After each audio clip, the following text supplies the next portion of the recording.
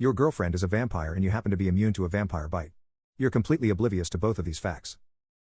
Ouch. Richard yelped. What was that for? He had been drifting back into sleep after Veronica got into bed and between his arms. That was because you're so yummy, she answered in her husky voice, before nibbling again on his neck, gentler this time. Why are hot girlfriends so cold? Richard thought idly, wrapping his arms more tightly around her.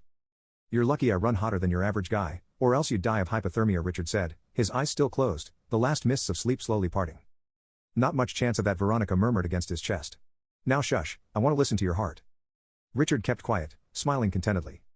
How was your night? Richard asked finally, running a hand down his girlfriend's back. Veronica shivered, relishing the sensation if the sounds she made were to be believed. Oh, you know, blood, blood, blood, the usual.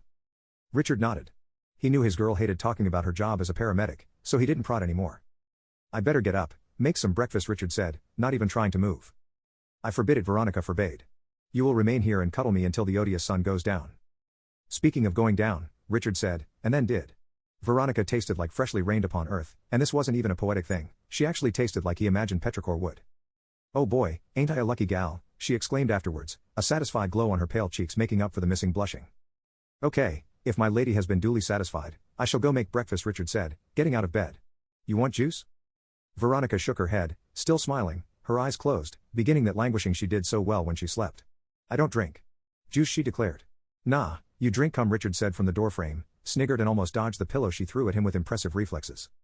Richard went to the bathroom first, and after he was done he examined his reflection, particularly the hickey on his neck which had come to share real estate with all the others. There were 2 pinprick marks on it. Fucking spiders, he murmured, applying the ointment Veronica had gotten him. Sorry about that sugar bag. Richard jumped, startled, when his girlfriend's voice came from right beside him. She had this uncanny ability to walk behind him when he was in the bathroom, he was never even able to catch a reflection in the mirror. Jesus, Ver. You gotta stop doing that. The girl smiled with her eyes, her mouth full of mouthwash.